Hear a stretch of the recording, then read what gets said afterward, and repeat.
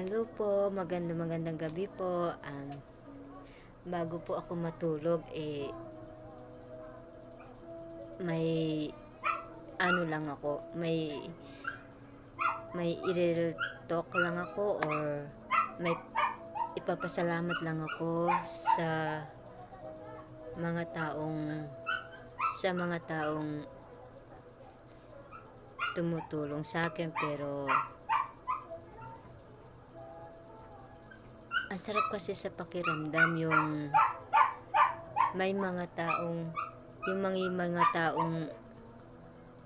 nakakaintindi sa'yo, at may mga taong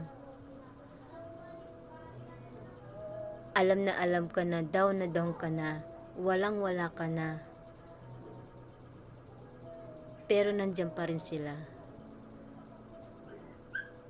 Nandyan sila, naanda kang tulungan, hindi man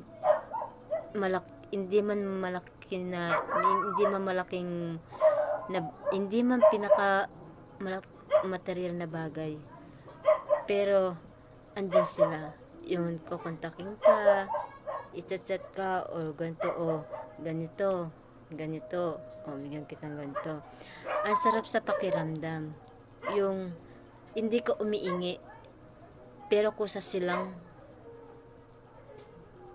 nagbibigay ng blessing sa'yo.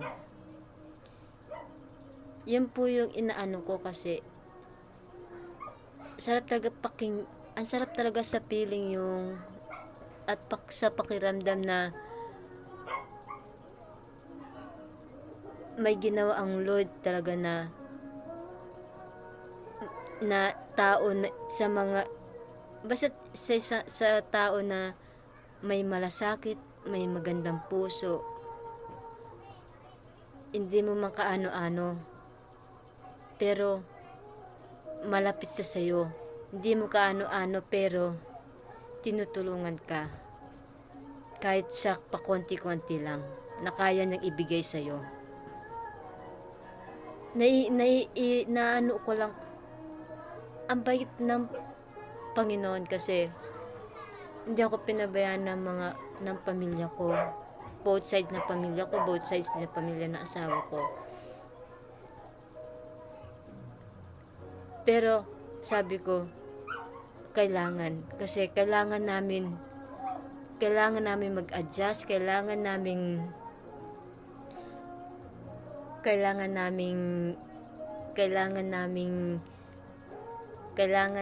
panindigan, kailangan namin palawakin ng pag-iisip namin, kailangan namin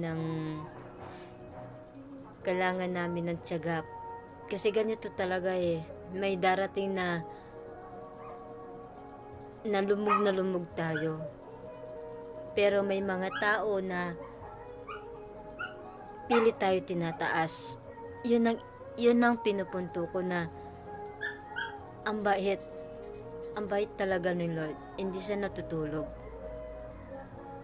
Meron din isang tao na kakikilala ko lang, naging boss, naging lahat-lahat, naging kaibigan. Minsan sa kanya ako nagsasalita ng kung anong problema ko, ganon. Ang sarap sa pakiramdam yung ibuhos mo sa kanya, ikwento mo lahat, at siya naman ay makikinig sa'yo. Kaya maraming salamat. Hindi ko na ipapangalan kung sino yun, basta kung sino ka man, alam mo na yan kung sino ka. Maraming salamat, kasi kung tutusin mo, wala kang bigasyon sa akin, wala kang pero tinutulungan mo ko. Yun ang pinaka the best na ko, kasi nga hindi ko alam, kasi parang alam mo yung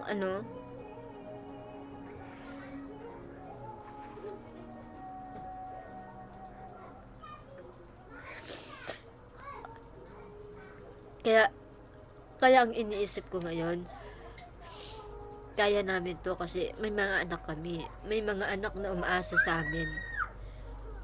Kaya sabi ko, maraming salamat, at andyan kayo. Maraming salamat.